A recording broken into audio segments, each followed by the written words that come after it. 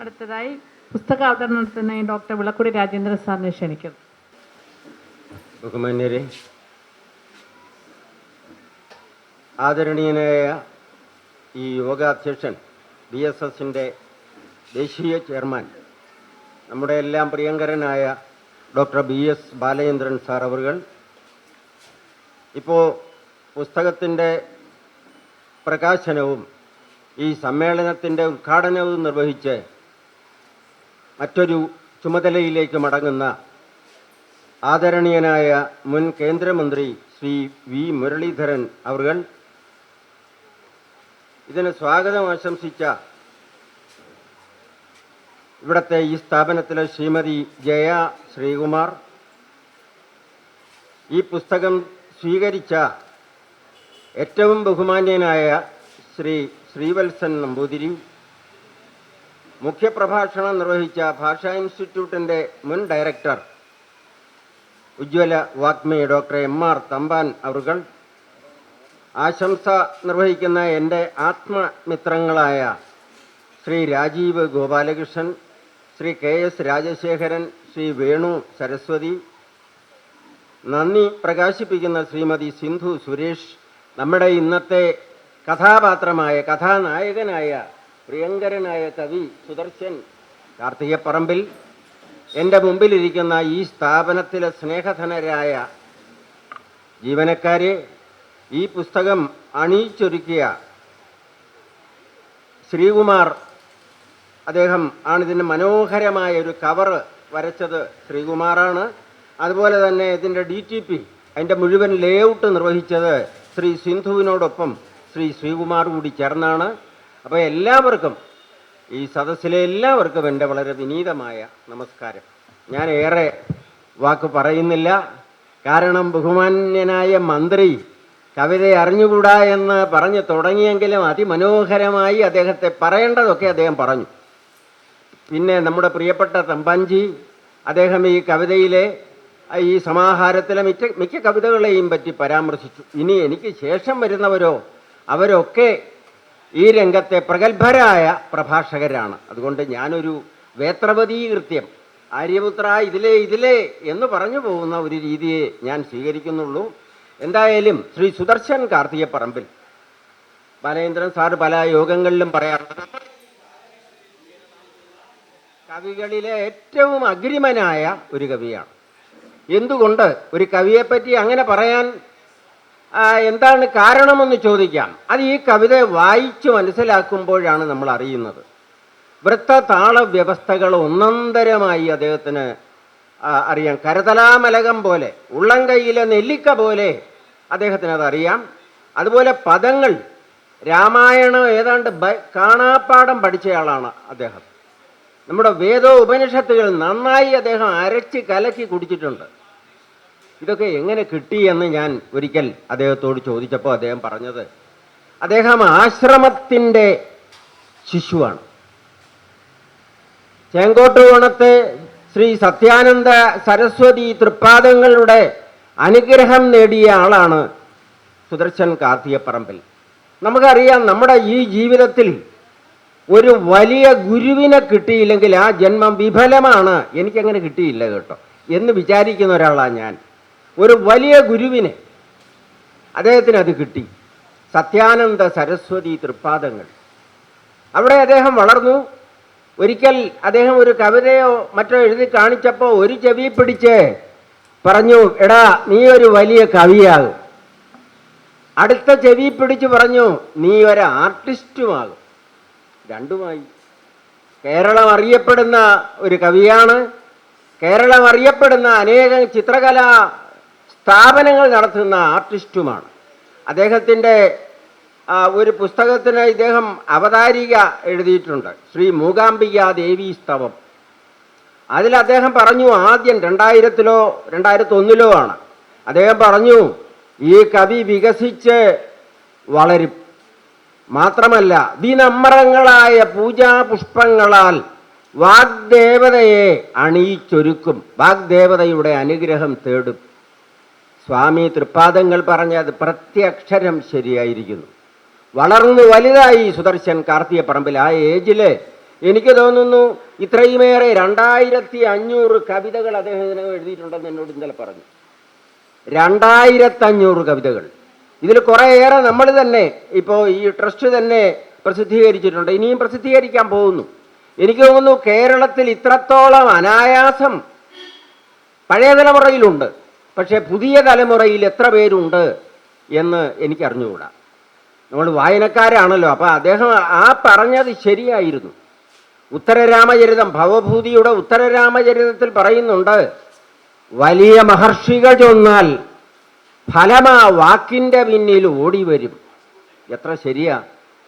ഋഷീശ്വരന്മാർ, സ്വാമി തൃപ്പാദങ്ങളെ പോലെയുള്ള ആളുകളാണ് പറഞ്ഞത്, എടാ നീ ഒരു കവിയാവും, നീ ഒരു ആർട്ടിസ്റ്റാവും. രണ്ടുമായി അദ്ദേഹം ഇതാണ്. വലിയ ഋഷികൾ ആണ്, വലിയ ഋഷിമാരിൽ ഒരാളാണ്, അഗ്രേസരനാണ് അദ്ദേഹം. ആ അനുഭവമാണ് അദ്ദേഹത്തെ ഇന്ന് ഈ സമാഹാരത്തെ സംബന്ധിച്ചിടത്തോളം ഇവരെല്ലാം പറഞ്ഞു കഴിഞ്ഞു. ഈ ഉത്തിഷ്ഠത ജാഗ്രത പണ്ട് വിവേകാനന്ദ സ്വാമികൾ പറഞ്ഞത് ആവർത്തിക്കേണ്ട സമയമാണിത്. മാത്രമല്ല ഈ കവിതയിൽ അദ്ദേഹം കൃഷ്ണാവതാരത്തെ പറ്റി പറയുന്നു. എന്തേ അവതാരം താമസിക്കുന്നു, അത്ര മലീമസമായൊരു നാട്. മന്ത്രി അത് വളരെ വിശദമായി പറഞ്ഞു. മുൻ മന്ത്രി നിത്യേന നമ്മൾ ഈ കേരളം സ്വർഗത്തിൻ്റെ ദൈവത്തിൻ്റെ സ്വന്തം നാടെന്ന് പറഞ്ഞ് ഈ നാട് എവിടെ പോകുന്നു എന്ന് നമുക്ക് തന്നെ നിശ്ചയമില്ലാത്തതിൽ കൈവിട്ടുപോയി.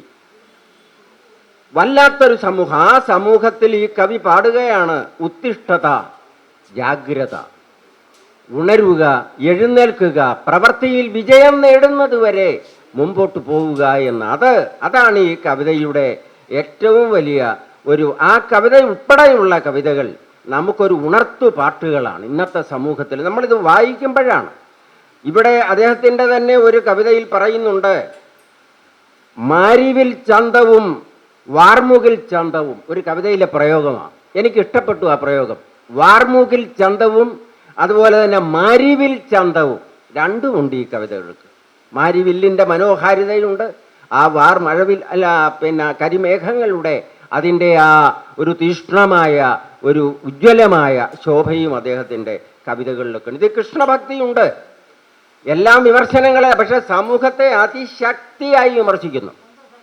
അവിടെയാണ് എനിക്ക് തോന്നുന്നു പലപ്പോഴും ഇന്നാട്ടിൽ ആളുകൾ അതിന് തയ്യാറല്ല. നേരത്തെ സാംസ്കാരിക നായകരെ പറ്റി മുൻ മന്ത്രി പറഞ്ഞല്ലോ, ശരിയാണ്. അവരവർക്ക് പറ്റിയ വിഷയത്തെപ്പറ്റി പ്രതികരിക്കും. ആ കാരണം വേണ്ടാത്ത വിഷയത്തെപ്പറ്റി പ്രതികരിക്കേണ്ട. കാരണം അടുത്ത സാഹിത്യ അക്കാദമി വന്നാൽ ഒരു മെമ്പർ ആവാനിരിക്കുന്നവരാണ് ഇവരൊക്കെ. അപ്പം ആർക്കും അങ്ങനെ ഒരു പ്രശ്നം ഉണ്ടാക്കണ്ട എന്ന് വിചാരിക്കുന്ന സാംസ്കാരിക നായകന്മാരുടെ നാട്. അവിടെ ഇദ്ദേഹം ശക്തമായി കമ്മ്യൂണിസത്തിനെ പറ്റി അദ്ദേഹം പറയുന്നത് കടലെടുത്ത കമ്മ്യൂണിസം എന്നാണ്. അത് പറയാൻ ഇന്ന് എത്ര പേര് മലയാളത്തിൽ ധൈര്യം കാണിക്കുമെന്ന് എനിക്ക് സംശയമുണ്ട്. അദ്ദേഹം പറയുന്നു, വർഗീയതയെ വളർത്തി പിന്നെ സ്വർഗീയതയിൽ രമിച്ചേവം കട്ടുമുടിച്ചു സഖാക്കൾ നാടോ കുട്ടിച്ചോറായി മാറ്റുന്നു. എൻ്റെ പ്രിയപ്പെട്ട കവി, ഇങ്ങനെ ആവർത്തിച്ച് ചൊല്ലുമ്പോൾ നമ്മുടെ സമൂഹം മാറും. മാത്രമല്ല അദ്ദേഹം നിർഭയമായിട്ടാണ് പാടുന്നത്. അദ്ദേഹത്തിന് ആരെയും, അതൊരു കവി, അദ്ദേഹം പറയുന്നു കവി ഋഷിയാണ്, ഉള്ളത് പറയാനാണ് കവി. കവിയുടെ ജന്മം തന്നെ യാഥാർത്ഥ്യം പറയുക. പണ്ട് മുതലേ അങ്ങനെ മാ നിഷാദ എന്ന് പറയുന്ന കവിയല്ലേ നമുക്ക് ആദികവി വാൽമീകി. അരുത് കാട്ടാള, ഇവിടെ സുദർശൻ കാർത്തികപ്പറമ്പിലും മാ നിഷാദ എന്ന് ഉറക്കെ പാടുന്നു. അദ്ദേഹം അങ്ങനെ ആരെയും ഭയക്കുന്നില്ല. ആരെന്നെ പാടെ പരിഹസിച്ചിടിലും നേരിൻ കവിതകൾ പാടും ഞാൻ. ആരെന്നെ പാടെ തഴഞ്ഞാലും ജീവന്റെ സാരംഗി മീട്ടി ഹാ പാടും ഞാൻ. അവിടെയാണ് ആ കവിക്ക് നിർഭയനാണ്. സമൂഹത്തിലെ ഇന്നത്തെ അരാജക അവസ്ഥ അദ്ദേഹം നമ്മുടെ സമൂഹത്തെപ്പറ്റി മാത്രമല്ല പാടുന്നത്. ഇന്ന് കവിതകൾ എന്ന പേരിൽ പിറക്കുന്ന, ഇവിടെ ഇരിക്കുന്ന കവികളെ പറ്റി അല്ല സൂചിപ്പിക്കുന്നത് കേട്ടോ, അന്തസാര ശൂന്യമായി കവിതകൾ എഴുതുന്നവരെ ചാട്ടവാറുകൊണ്ട് അടിക്കുന്നുണ്ട് ഈ കവി. അദ്ദേഹം പറയുന്നത് ഈ ശബ്ദധാരാവലി ഇല്ലെങ്കിൽ ഇവിടെ കവികൾ അത് നോക്കി എഴുതുന്ന കവികളുടെ എണ്ണം കൂടുതലാണ്. ശബ്ദധാരാവലി, നിഘണ്ടു നഷ്ടപ്പെട്ട കവിതയുമില്ല. അപ്പോൾ കവിത എന്ന് പറയുന്നത് നിഘണ്ടു നോക്കി എഴുതാനുള്ളത് അവൻ്റെ ഉള്ളിലുള്ളതാണ്, അവൻ്റെ ആർജവത്തോടുകൂടി പ്രകടിപ്പിക്കേണ്ടതാണ് എന്ന് സത്യസന്ധമായി പറയുന്നു. മറ്റൊരു കവിതയിൽ അദ്ദേഹം പറയുന്നത് എന്താണ്, ഒരു പുതിയ കവിത വായിച്ച് അദ്ദേഹത്തിൻ്റെ കണ്ണ് ഫീസായിപ്പോയി എന്നാണ്. അത് ആഴ്ചപ്പതിപ്പിലെ കവിത അദ്ദേഹം തുറന്നു പറഞ്ഞിട്ടുണ്ട്, സച്ചിദാനന്ദൻ്റെ കവിത. അവിടെയും അദ്ദേഹം ഒളിച്ചു വെച്ചിട്ടൊന്നുമില്ല. ആഴ്ചപ്പതിപ്പിൽ സച്ചിദാനന്ദൻ്റെ കവിത വായിച്ചപ്പോൾ കണ്ണ് പെട്ടെന്ന് ഫീസായിപ്പോയി, കണ്ണിൻ്റെ കാഴ്ചയെ അത് മതി, അതിൽ കൂടുതലൊന്നും അതിനെപ്പറ്റി പറയാനില്ല. അപ്പോൾ ശക്തമായ സാമൂഹിക വിമർശനം, അത് ഞങ്ങൾ ഇവിടെ സന്നിഹിതരായിരിക്കുന്ന ഒരുപാട് കവികൾ, തമിഴ്നാട്ടിൽ നിന്ന് വരെ കവികൾ ഇവിടെ വന്നിട്ടുണ്ട്. അപ്പോൾ ആ നിലയിൽ നമ്മുടെ കവിതാരംഗം ഇന്ന് വളരെ സജീവമാണ്. പക്ഷേ വിമർശനം നമ്മളെല്ലാവർക്കെയും പണ്ട് ദീപസ്തംഭം മഹാശ്ചര്യം, നമുക്കും കിട്ടണം പണം എന്ന് നമ്പ്യാരാശാൻ പാടി. ഇന്ന് അത്തരം കവികളാണുള്ളത്. അവിടെയാണ് ഇദ്ദേഹം 101 കവിതകളിലൂടെ സമൂഹത്തിലെ ഒന്നും ആവർത്തനമല്ല, ഒരു കവിതയും മറ്റൊരു കവിതയുടെ ആവർത്തനം എന്ന് നമുക്ക് പറയാൻ വയ്യ. ഗുരുത്വത്തെപ്പറ്റി പാടുന്നു. അദ്ദേഹത്തിൻ്റെ ഗുരുവായ സത്യാനന്ദ സരസ്വതി തൃപ്പാദങ്ങളെപ്പറ്റി ഉള്ള ശ്ലോകങ്ങൾ ഇതിലുണ്ട്. അതുപോലെ ഈശ്വര സ്മരണ. സത്യം പറഞ്ഞാൽ ഈ കവിതകളിൽ നിന്നെല്ലാം ഊറിക്കൂടിയ ഒരാശയം എൻ്റെ മനസ്സിൽ, ഒരു ഭാരതീയമായ സംസ്കാരവും ധർമ്മവും നഷ്ടപ്പെടാൻ ഇടയാക്കരുത്. നമുക്ക് ഈശ്വര ചിന്തയും ധാർമ്മിക ബോധവും പ്രതികരണ ശേഷിയും ഒക്കെ കൊണ്ടേ നല്ലൊരു മനുഷ്യനായി, നല്ലൊരു ഭാരതീയനായി നമുക്ക് വളരുവാൻ കഴിയും. ആ ധർമ്മബോധം പകരുന്ന കവിതകളാണ് 101. ജീവിതം എന്ന് പറയുന്നത് നമുക്ക് വെറുതെ കിട്ടിയതല്ല, അടരാടാനുള്ളതാണ്. അവിടെയും കവി പോവും, നമ്മളെ പിമ്പോട്ട് മാറി നിൽക്കാനുള്ളവനല്ല. നേരത്തെ ഡോക്ടർ തമ്പാൻ അവർ പറഞ്ഞതുപോലെ ശക്തമായി എതിർക്കേണ്ടതിനെ എതിർക്കുക തന്നെ വേണം.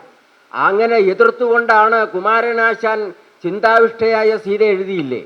സീതയെ പവിത്രമാക്കുകയല്ല അദ്ദേഹം ചെയ്തത്. ഇനിയും അദ്ദേഹത്തിന് ഇതല്ല, ഇനി 4 ദിവസം കഴിഞ്ഞ് മറ്റൊരു പുസ്തകം, ഇനി അത് കഴിഞ്ഞ് വീണ്ടും ഒരു പുസ്തകം. അങ്ങനെ എന്താ പറയുക, ദിവസേന കവിതകൾ എഴുതുന്ന കവി. നമ്മുടെ സോഷ്യൽ മീഡിയയിലൊക്കെ ഇദ്ദേഹം ഒരു ഹരമാണ്. കാരണം അങ്ങനെ എഴുതാൻ കഴിയുന്നതൊരു ഭാഗ്യമാണത്. സത്യാനന്ദ സരസ്വതി കൊടുത്ത അനുഗ്രഹമായിരിക്കാം. ആ ഒരു വിനമ്രമായ പൂജാപുഷ്പങ്ങളാൽ ദേവിയെ അനുഗ്രഹിക്കാൻ നിനക്ക് കഴിവുണ്ടാവട്ടെ എന്നാണ് അദ്ദേഹം പറഞ്ഞത്. അപ്പോൾ ആ കഴിവ്, ആ പൂജാപുഷ്പങ്ങൾ അദ്ദേഹത്തിൻ്റെ കയ്യിലുണ്ട്. അത് നമുക്ക് അദ്ദേഹം വാരിക്കോരി തന്നുകൊണ്ടിരിക്കുന്നു. അപ്പോൾ അങ്ങനെയുള്ള അദ്ദേഹത്തിൻ്റെ ആ 2500ഓളം കവിതകളായി ഇപ്പോഴും പല പ്രസാധകരും അദ്ദേഹത്തിൻ്റെ പിന്നാലെ വന്നിട്ടുണ്ട്. ഞങ്ങൾ പ്രസിദ്ധീകരിക്കാം, അതിലാദ്യം ഈ രംഗത്ത് അദ്ദേഹത്തിന് നല്ല ശക്തിയോടുകൂടി, ഒരു ഉണർവോടുകൂടി നിന്നത് ബാലചന്ദ്രൻ സാറാണ്. അദ്ദേഹത്തിൻ്റെ കഴിഞ്ഞൊരു മീറ്റിങ്ങിൽ അദ്ദേഹം പറഞ്ഞു, ഞാൻ ഓർക്കുന്നു, 1000 കവിതകൾ ഒരു പുസ്തകമായി. അതിപ്പോൾ അവർ തമ്മിലൊരു ധാരണയായി, അത് വേണ്ട, 100 പുസ്തകം, 100 കവിത വീതം 10 പുസ്തകം, അത് മതി. അത് പിന്നെ നമുക്ക് ഒരു സമാഹാരമായി ഒരു പക്ഷേ ഗിന്നസ് ബുക്കിലൊക്കെ കൊള്ളാൻ പാകത്തിൽ നമുക്കിത് പ്രസിദ്ധീകരിക്കാം. അപ്പോൾ അതുകൊണ്ട് എൻ്റെ ആത്മസുഹൃത്തു കൂടിയായ ശ്രീ സുദർശൻ കാർത്തിയപ്പറമ്പിലിൻ്റെ സൗഹൃദം കിട്ടുന്നത് തന്നെ ഒരഭിമാനവും ദൈവ അനുഗ്രഹവുമായി കരുതുന്ന ഒരാളാണ് ഞാൻ. അത്തരം പ്രചാരം കിട്ടട്ടെ എന്ന് പ്രാർത്ഥിച്ചുകൊണ്ട് ഈ കവിക്ക് ഒരു വിനമ്രമായ പൂജാപുഷ്പങ്ങൾ ഇനിയും കയ്യിൽ ആവോളം വരട്ടെ എന്ന് പ്രാർത്ഥിച്ചുകൊണ്ട് ഞാൻ നിർത്തുന്നു. നന്ദി, നമസ്കാരം. അടുത്തതായി ആശംസ നേരുന്നതിനായി ശ്രീ രാജീവ് ഗോപാലകൃഷ്ണൻ സാറിനെ ക്ഷണിക്കുന്നു.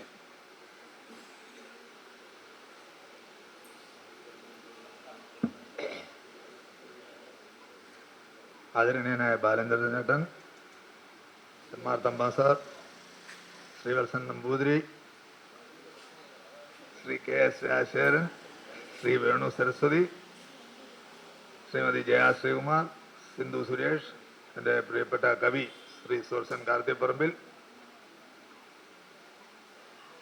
ഇത് ഈ ഉത്തിഷ്ഠത ജാഗ്രത എന്ന ഞാൻ ഇവിടെ വരുമ്പോൾ, ഈ പ്രസംഗിക്കാൻ വരുന്നതിന് മുമ്പ് മനസ്സാ ഒരു തീരുമാനം എടുത്തുകൊണ്ടാണ് വന്നത്. സാധാരണ BSSC വരുമ്പോൾ എൻ്റെ ഈ ഹൃദയം തുറന്നങ്ങ് വർത്തമാനം പറഞ്ഞു പോകും. അതിപ്പോൾ എൻ്റെ BP കൂട്ടുന്നു. അതുകൊണ്ട് അത് വേണ്ട, അല്ലാതെ സംസാരിക്കാമെന്ന് ഓർത്തിരിക്കാൻ. അപ്പോഴാണ് സുദർശൻ കാർത്തിയപ്പറമ്പിൽ 2 ദിവസം മുമ്പ് പറയുന്നത്, ഇന്ന ദിവസം ഞാൻ പുസ്തകം പ്രകാശനം നടത്തുകയാണ്.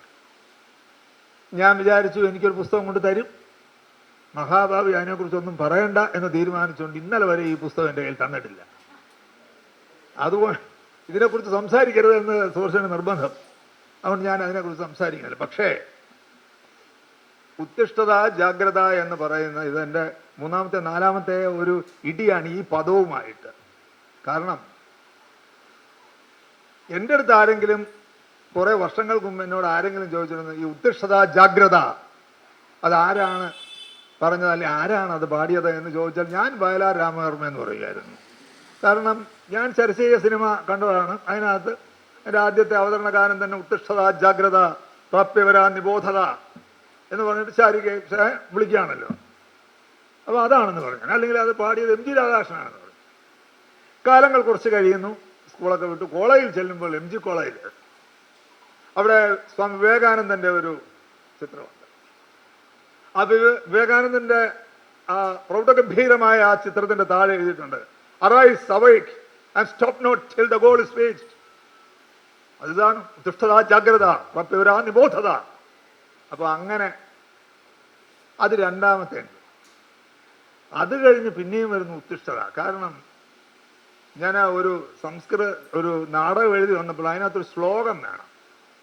അപ്പം ഒരു പുരുഷനെ ഉണർത്തിയെടുക്കുന്നതാണ് ഒരു സൃഷ്ടി സംഹാരം എന്നുള്ള നാടകത്തിൽ. ഒരു ഭാഗത്ത് കുറേ പേര് നമ്മുടെ ശ്രീവത്സൻ നമ്പൂതിരിയെ പോലെ ഈ ക്രിയകളും യജ്ഞവും ഒക്കെ നടക്കുന്ന പാർട്ടികൾക്ക് അറിയാം, എനിക്ക് അറിഞ്ഞും കൂടാ. അപ്പോൾ എങ്ങനെ ഉണർത്തിയെടുക്കാം, അപ്പം അതിനകത്തൊരു സംസ്കൃത പദം ഉപയോഗിക്കണം. അങ്ങനെ കിട്ടിയ ഒരു പദമാണ് ഉത്തിഷ്ഠത എന്നുള്ളത്. അപ്പം ഒരു പുരുഷനെയാണ് ഉണർത്തേണ്ടത്. അപ്പോൾ അന്ന് എഴുതി ഉത്തിഷ്ഠോദിഷ്ടവും ഉത്തിഷ്ഠോദിഷ്ടവും എന്ന് ഹേ പുരുഷ ഉണരൂ ഉണരൂ എന്നാണ്. അത് വേറൊരു. പിന്നീട് വരുന്നത് ജാഗ്രതയാണ്. ജാഗ്രത എന്ന് പറയുന്നത് എന്നോട് ചോദിച്ചാൽ ഞാൻ CBI ഡയറക്ടർ ഗ്രൂപ്പിൻ്റെ രണ്ടാം ഭാഗം എന്ന് പറയും. ഇതാണ് എൻ്റെ ഇതുമായിട്ടുള്ള എൻ്റെ ബന്ധം എന്ന് പറയുന്നത്. പക്ഷേ ഇങ്ങനെയൊക്കെ പറഞ്ഞു വരുമ്പോഴും ഇങ്ങനെയൊക്കെ ഇത് പറയുന്നതെന്ന് പറഞ്ഞാൽ എന്നെ ഈ പുസ്തകം തൊടിയിച്ചിട്ടില്ലാത്തതുകൊണ്ടാണ്. പിന്നെ ഞാൻ ഇതിനകത്ത് വരുമ്പോൾ വേറൊരു കാര്യം കൂടെ പറഞ്ഞു. ബാലേന്ദ്രൻ ചേട്ടൻ്റെ സാന്നിധ്യത്തിൽ, തമ്പാൻ സാറിൻ്റെ സാന്നിധ്യത്തിൽ, വളക്കുടി സാറിൻ്റെ സാന്നിധ്യത്തിൽ ഞാൻ ഇത്തവണ പറഞ്ഞു കാര്യത്തിൽ ഞാൻ വരുന്നില്ല, എനിക്ക് വയ്യ. അല്ല, നിങ്ങൾ വരണമെന്ന് പറയുക മാത്രമല്ല ഒരു പദവും കൂടെ ഉപയോഗിച്ചു. അതാണ് എന്നെ പേടിപ്പിച്ചത്. ഞാൻ വരാൻ പ്രധാന കാരണമാണ് എൻ്റെ മരണം വരെ ഞാൻ വിളിച്ചുകൊണ്ടിരിക്കും. അങ്ങനെ പറഞ്ഞു. അപ്പം മരിക്കരുത് ഉടനെ എന്ന് കരുതി ഞാൻ പെട്ടെന്ന് പോകുന്നതാണ്. അത് പറഞ്ഞു വന്നത് ഇവിടെ വരുമ്പോൾ ഇങ്ങനെ പറഞ്ഞാൽ ഇവിടുത്തെ ഒരു സ്നേഹാന്തരീക്ഷം മാത്രമല്ല. സാധാരണ ഇവിടെ വരുമ്പോൾ ബാലേന്ദ്രൻ ചേട്ടൻ്റെ സ്നേഹമെല്ലാം ഒഴുകി വെച്ചുകൊണ്ട് അല്ലെങ്കിൽ ഒരുക്കി വെച്ചുകൊണ്ട് ബാലേന്ദ്രൻ ചേട്ടന് നമ്മളെ ഒരു പൊന്നാട എണീക്കും. അതിലൊരു ഭയങ്കര സ്നേഹത്തിൻ്റെ ഒരു ഊഷ്മളതയുണ്ട് അത് ധരിക്കുമ്പം. എനിക്കിന്നത് കിട്ടിയില്ല. പൊന്നാട കൊണ്ടുവന്ന് എൻ്റെ കയ്യാൽ ഏൽപ്പിച്ചിട്ട് പോയി. എന്നെ ഒന്ന് പിരിച്ചു തരണ്ടേ? അത് ചെയ്തില്ല. കൈ പിടിപ്പിച്ച് കൊണ്ടുപോയിക്കോ വേണേ എന്ന് പറഞ്ഞു. ഇതാ ഒരു പൊന്നാട ഇന്നാ പിടിച്ചോ, കൊണ്ടുവയ്ക്കോ. കയ്യിൽ മേടിച്ചില്ല. എന്നെ ഒന്ന് ആശ്ലേഷിച്ചിടണ്ടേ? ബാക്കി എല്ലാവർക്കും ചെയ്തു. ഞാൻ അസൂയോടെ നോക്കിക്കൊണ്ടിരുന്നു. കഷ്ടമായി പോയി, വളരെ കഷ്ടമായിട്ട് തോന്നി. ഏതായാലും അതിൻ്റെ ഒരു സങ്കടമുണ്ട് കേട്ടോ. ഇനി മേലാലെങ്കിലും ഓർത്തോണം. എനിക്ക് ഇടുമ്പോൾ നല്ല വളരെ ഹൃദയപൂർവ്വം ഒരു ആലിംഗനം ചെയ്യുന്ന മാതൃകയിൽ അങ്ങ് ഇടണം. ഞാൻ വളരെ രണ്ട് കൈയും ചേർത്ത് ഇങ്ങനെ പിടിച്ചോളാം.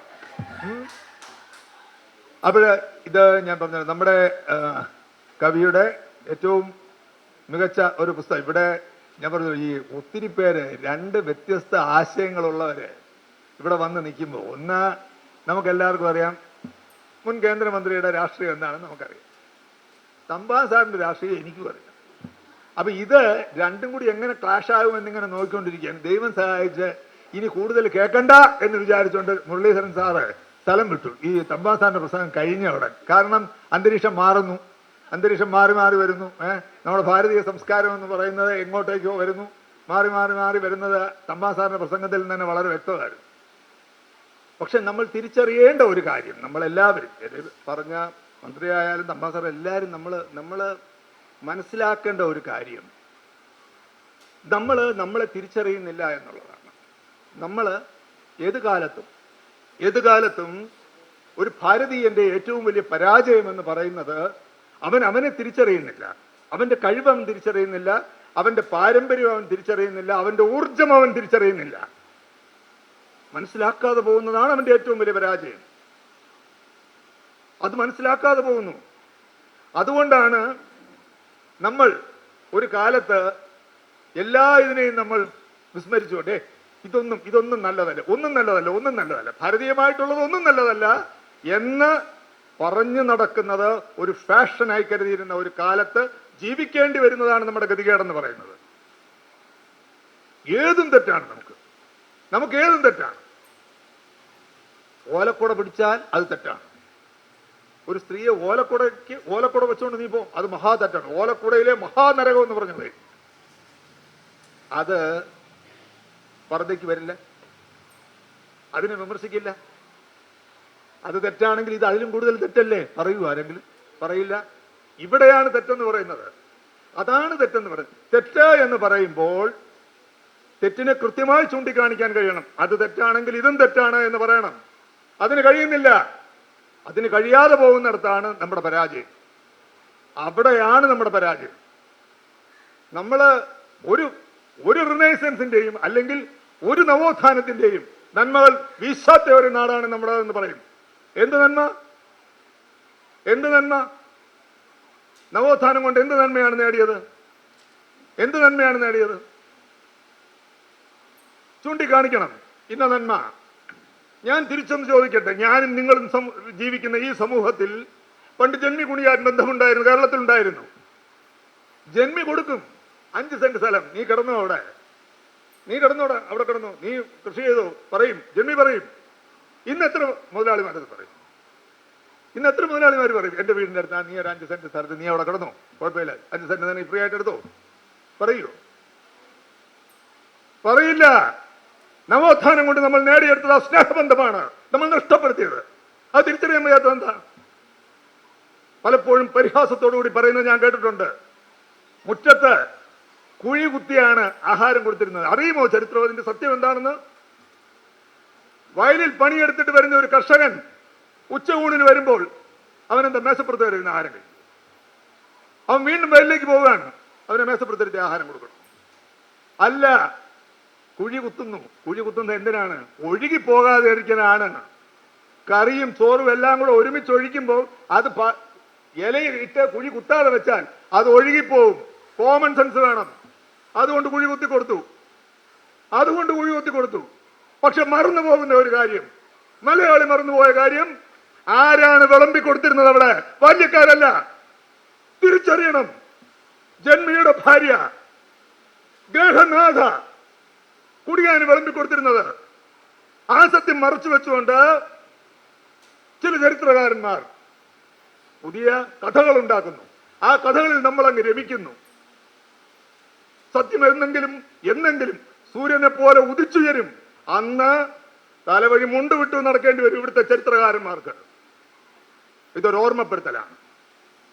ഞാനതാണ് പറഞ്ഞത്, നവോത്ഥാനം കൊണ്ട് നമ്മളൊന്നും നേടിയിട്ടില്ല, നമ്മൾ നഷ്ടപ്പെടുത്തിയിട്ടേ ഉള്ളൂ. നമ്മുടെ മൂല്യങ്ങൾ നമ്മൾ നഷ്ടപ്പെടുത്തി. പണ്ട് മാടമ്പ് കുഞ്ഞുകുട്ടിനോട് ഞാനൊരിക്കൽ ചോദിച്ചു, അദ്ദേഹത്തിന്റെ ശരീരത്തിൽ ഒരു പൂണൂലുണ്ടായിരുന്നു. ഞാൻ അദ്ദേഹത്തോട് ചോദിച്ചു, അങ്ങ് ഈ പൂണൂല് പൊട്ടിച്ചില്ലേ എന്ന് ചോദിച്ചു. അന്ന് അദ്ദേഹം എന്നോട് പറഞ്ഞ മറുപടിയുണ്ട്, രാജീവ്, പൊട്ടിച്ചെറിയാനുള്ള ഒരു പൂണൂല് എന്റെ ശരീരത്തിൽ ഇല്ല. പൊട്ടിച്ചെറിഞ്ഞതുകൊണ്ട് ഒരു വിപ്ലവം ഉണ്ടാവുമെന്ന് ഞാൻ വിചാരിച്ചിട്ടില്ല. എന്റെ വീട്ടിൽ അന്നും ഇന്നും ഏത് മതക്കാർക്കും ഏത് ജാതിക്കാർക്കും എന്റെ വീട്ടിൽ കയറാം. ഇത് പറഞ്ഞുകൊണ്ടിരിക്കുന്ന സമയത്ത് ഒരാൾ വന്ന് കയറുന്നു. ഞാൻ കണ്ടുകൊണ്ടിരിക്കുന്നു. തോളിലൊരു തോർത്ത് വിട്ട് മാത്രം വന്ന് കയറുകയാണ്, വീട്ടിനകത്തേക്ക് കയറുകയാണ്. ഇതാണ് ഞാൻ പറഞ്ഞത്. മാത്രവുമല്ല, പൂണൂൽ എന്താണെന്ന് പോലും നമുക്കറിയില്ല. ശ്രീവത്സൻ നമ്പൂതിരിക്ക് അറിയായിരിക്കും, ബാക്കി ആർക്കും അറിയില്ല. ഈ പൂണൂൽ എന്ന് പറയുന്നത് വെറും ഒരു ചരടല്ല. അവർക്ക് ഓരോ സമയത്ത് മകനായിരിക്കുമ്പോൾ അവരുടെ ഉത്തരവാദിത്വം, അതൊരു പൂണൂല്. വിവാഹിതനാകുമ്പോൾ മറ്റൊരു പൂണൂല്, അതിന്റെ ഉത്തരവാദിത്വം. ആ ഉത്തരവാദിത്വത്തിൽ അവൻ ബന്ധിതനാണ്. അച്ഛനാകുമ്പോൾ മറ്റൊരു പൂണൂല്, അവന്റെ ഉത്തരവാദിത്വത്തെ ഓർമ്മിപ്പിക്കുന്നതാണ് ഈ പൂണൂല്. എത്ര പേർക്കറിയാം? ഇതെന്നോടൊരു ബ്രാഹ്മണൻ പറഞ്ഞതാണ്.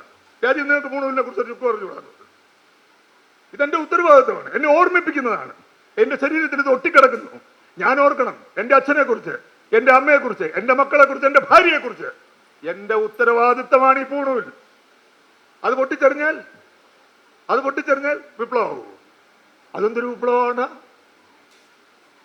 അങ്ങനെ ആകാശത്ത് നിന്ന് ഒരു ഊണൂലോ പൊട്ടിച്ചെറിഞ്ഞാൽ ഉണ്ടാകുന്നതാണ് വിപ്ലവമെങ്കിൽ നമുക്ക് എല്ലാവർക്കും പെട്ടെന്ന് വിപ്ലവകാരികളാകാമായിരുന്നല്ലോ. ശുദ്ധാസംബന്ധം, ശുദ്ധാസംബന്ധം. അത് 1000 വട്ടം ആവർത്തിച്ച് പറയണം. അങ്ങനെ പറയാൻ ആർജവമുള്ള ഒരു കവി സുർസൻ കാർത്തിയപ്പറമ്പിൽ ഉണ്ട് എന്നുള്ളത് ഈ കവിതകളെ കുറിച്ച് തമ്പാസാറും വിളക്കുടി സാറും പറഞ്ഞതിൽ നിന്ന് ഞാൻ മനസ്സിലാക്കുന്നു. ആർജവത്തിന് മുമ്പിൽ ഞാൻ എൻ്റെ ശിരസ് നമിക്കുന്നു. നന്ദി, നമസ്കാരം. അടുത്തായി Shri K S Rajasekharan sir.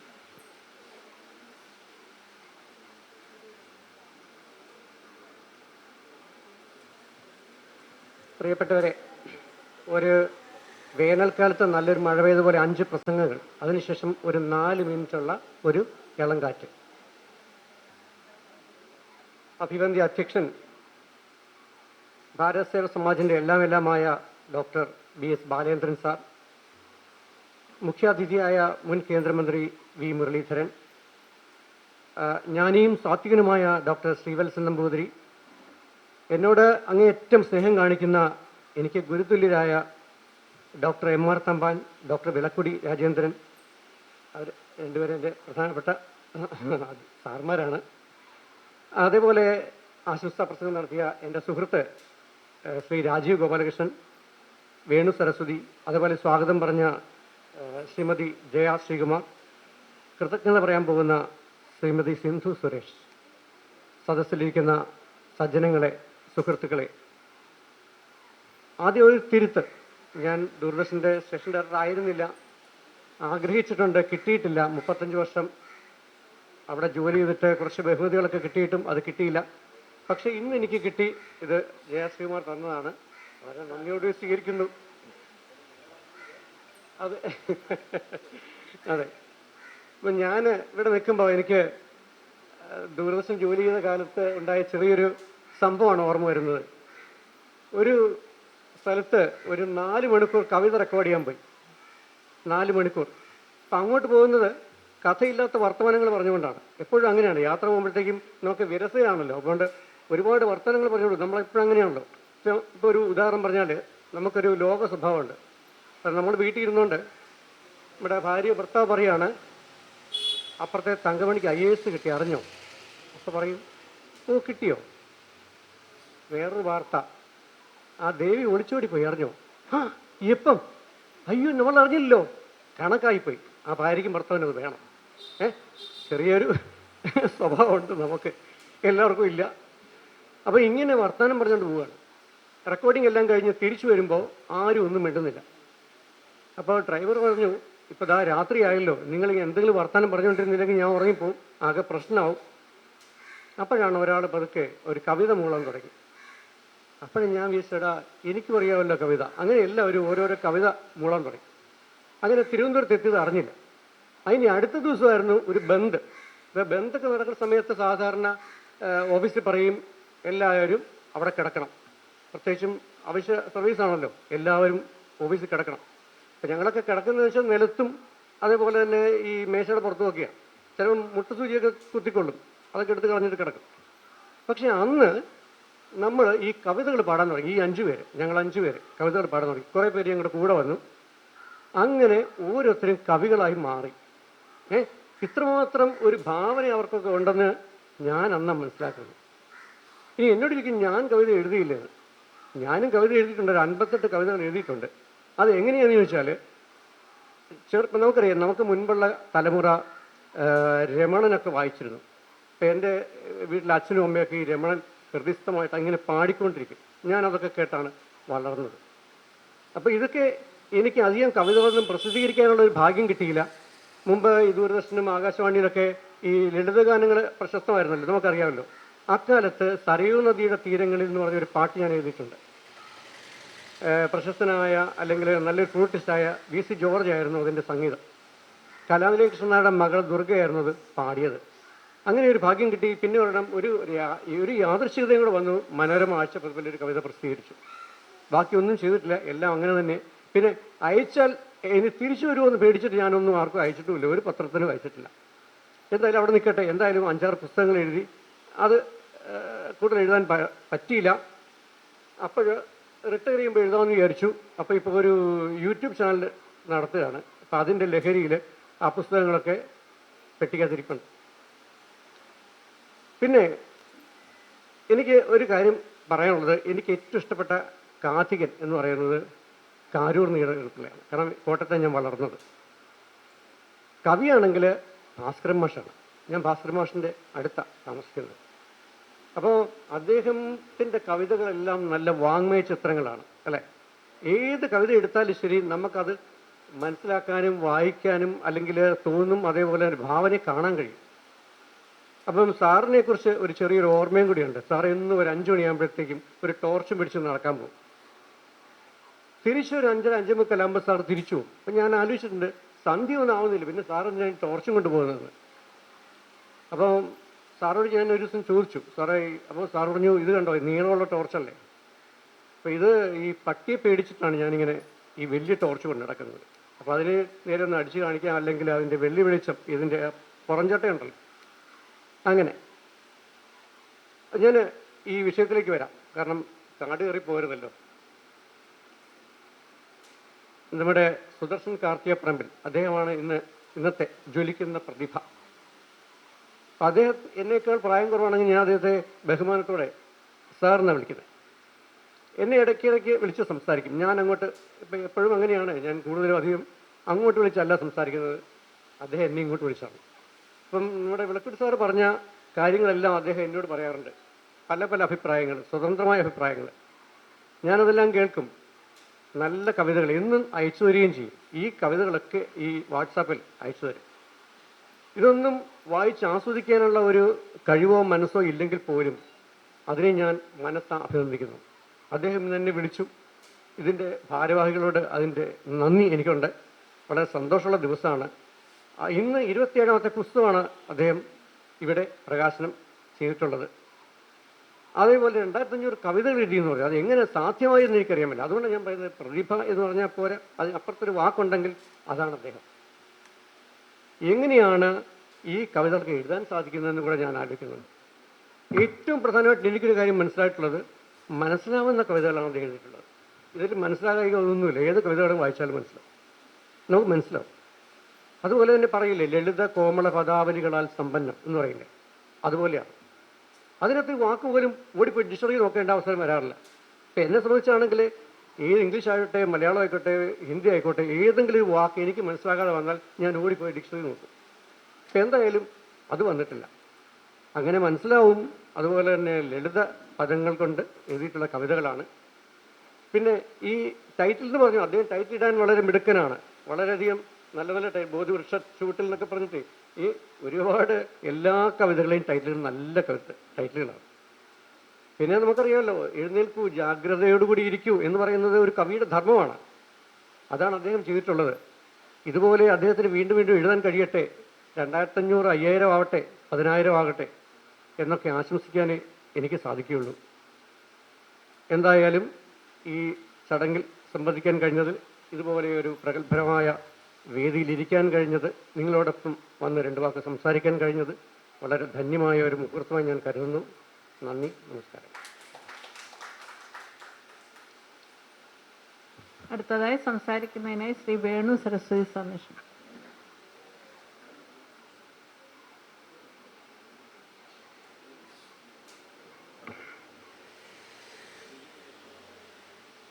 വളരെ ധന്യമായ ഒരു ദിനമാണ് ഇന്ന്. അതിനു മുമ്പ് ഈ ശ്രീ സുദർശൻ കാർത്തികപ്പറമ്പിൽ രചിച്ച ശ്രീ ഉത്തിഷ്ഠത ജാഗ്രത എന്ന 101 കവിതകളടങ്ങിയ ഈ പുസ്തക പ്രകാശന വേളയിൽ പങ്കെടുക്കാൻ വന്നത് വളരെ ധന്യമായി ഞാൻ കരുതുന്നു. ഇതിൻ്റെ അധ്യക്ഷ സ്ഥാനം അലങ്കരിച്ച ശ്രീ BS ബാലചന്ദ്രൻ സാർ, ഈ ചടങ്ങ് ഉദ്ഘാടനം ചെയ്ത മുൻ കേന്ദ്രമന്ത്രി വി മുരളീധരൻ, പുസ്തക സ്വീകാര്യം നടത്തിയ ശ്രീവത്സൻ നമ്പൂതിരി, മുഖ്യ പ്രഭാഷകനായ ശ്രീ MR തമ്പാൻ സാറ്, പുസ്തക അവതരണം നടത്തിയ ജ്യേഷ്ഠ സഹോദരൻ വിളക്കുടി രാജേന്ദ്രൻ, എന്നോടൊപ്പം ആശംസകൾ പങ്കുവച്ച ശ്രീ രാജീവ് ഗോപാലകൃഷ്ണൻ, ശ്രീ KS രാജശേഖരൻ, മറുവാക്ക് പറയാനായിട്ടിരിക്കുന്ന എൻ്റെ സുഹൃത്ത്, എൻ്റെ എല്ലാമായ ശ്രീ സുദർശൻജി, ഇതിന് സ്വാഗതമോദിയ ശ്രീമതി ജയ, നന്ദി പ്രകാശിപ്പിക്കാൻ പോകുന്ന സിന്ധു, സുരേഷ്, വേദിയിലിരിക്കുന്ന ധന്യരെ, ഏതാണ്ട് ഒരു 2 ദിവസം മുമ്പാണ് സുദർശൻജി എന്നോട് പറയുന്നത്, എന്നെപ്പോലെ ഉത്തിഷ്ഠത ജാഗ്രത എന്ന ഈ പുസ്തകം 17-ാം തീയതി പ്രകാശനമാണ്, അതിനകത്തൊരു ആശംസ പറയണം എന്ന് പറയുന്നത്. യാതൊരു മടിയും കൂടാതെ ഞാൻ ആ ദൗത്യം ഏറ്റെടുക്കുകയാണ് ഉണ്ടായത്. കാരണം സുദർശൻജി പറയുന്ന ഒന്നിനോടും മറുത്തു പറയാനുള്ള ഒരു മനസ്ഥിതി എനിക്കില്ല എന്നുള്ളത് കൊണ്ട് തന്നെ.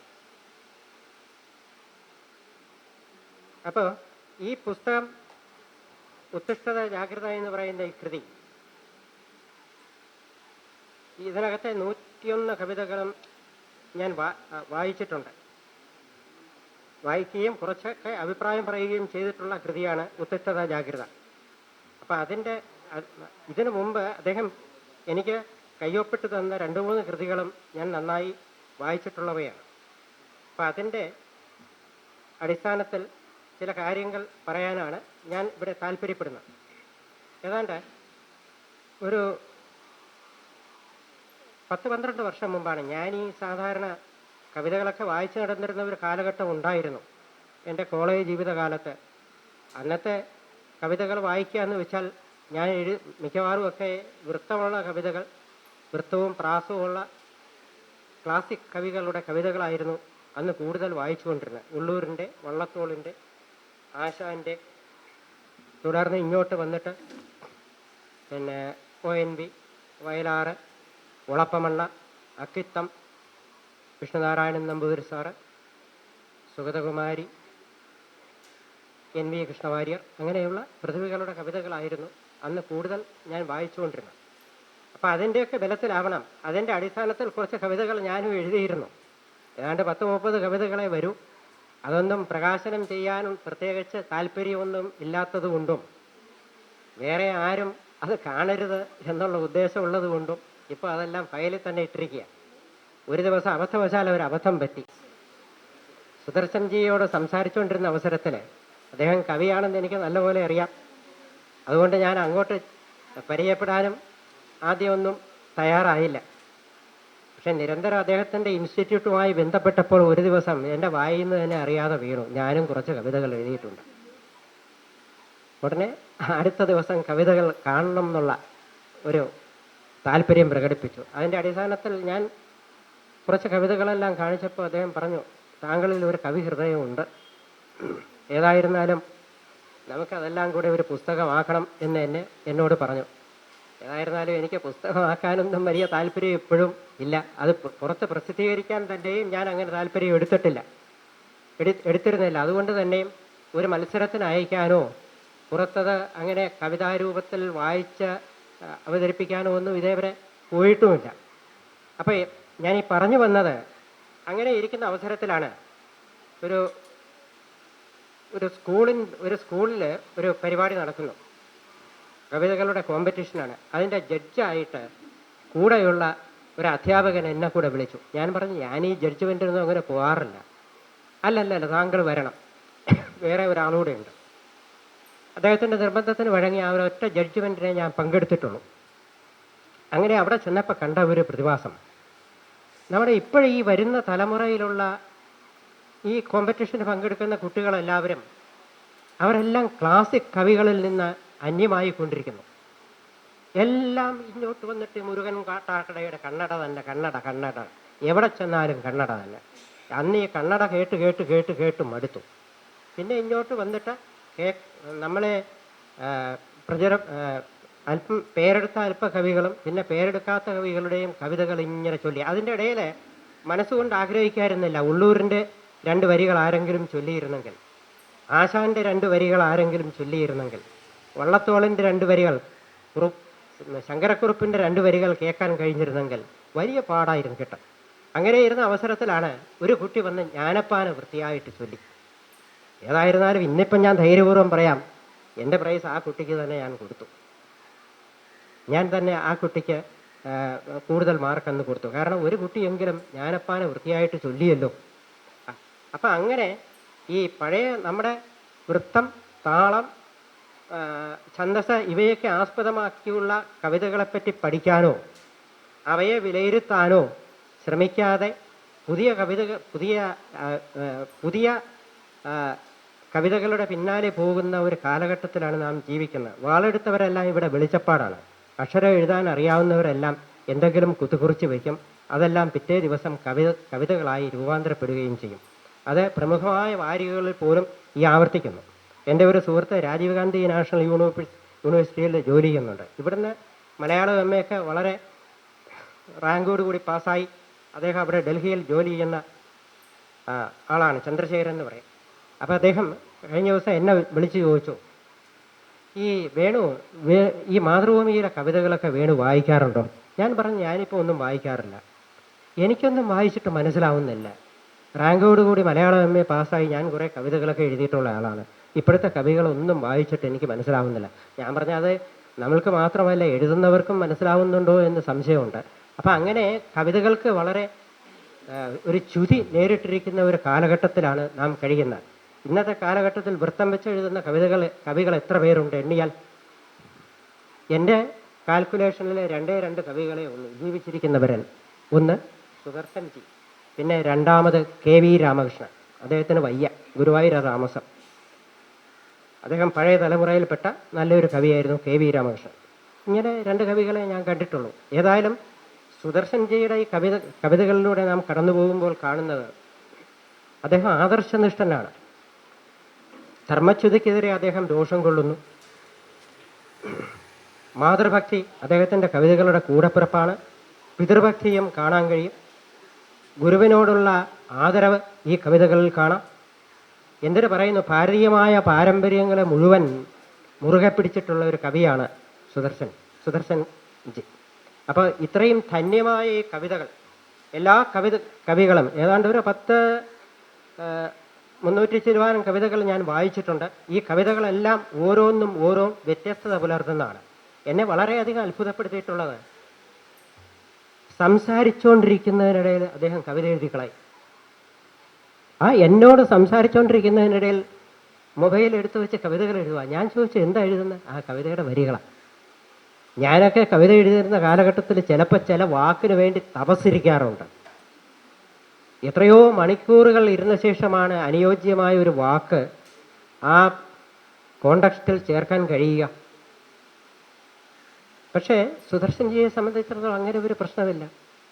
അദ്ദേഹത്തിന് ദിവസം ഈ പറയുമാതിരി ദിവസം ഒരു കവിത വെച്ച് എഴുതുന്ന ആളാണ്. അതുകൊണ്ട് ഞാൻ അദ്ദേഹത്തെ മാക്സിമം പ്രോത്സാഹിപ്പിക്കുകയാണ് ഇക്കാര്യത്തിൽ. ഞാൻ തുറന്നു പറഞ്ഞിട്ടുണ്ട്. ഇനിയും കവിതകൾ ധാരാളം എഴുതട്ടെ. അദ്ദേഹം നമ്മുടെ ഭാഷയെ ധന്യമാക്കട്ടെ. അദ്ദേഹത്തിന് കൂടുതൽ ശ്രേയസ്സും ഐശ്വര്യവും വരട്ടെ. വാഗ്ദേവത അദ്ദേഹത്തെ കനിഞ്ഞരുളട്ടെ. എനിക്ക് ഈ ജീവിതത്തിൽ കിട്ടിയ 2 വരദാനങ്ങളാണ് സുദർശൻ ജിയും അദ്ദേഹത്തിൻ്റെ കവിതകളും എന്ന് ഒരിക്കൽ കൂടി ഞാൻ പറഞ്ഞുകൊണ്ട് എല്ലാവർക്കും നന്ദി പറഞ്ഞു.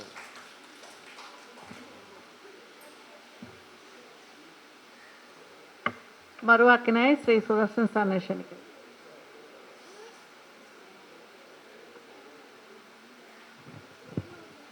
പ്രിയമുള്ളവരെ, എല്ലാവർക്കും ആദ്യമേ തന്നെ എൻ്റെ നമസ്കാരം.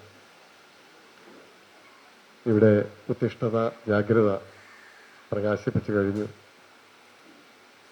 101 കവിതകളാണ് അതിൽപ്പെടുത്തിയിരിക്കുന്നത്. ഈ പുസ്തകം പ്രസിദ്ധീകരിച്ച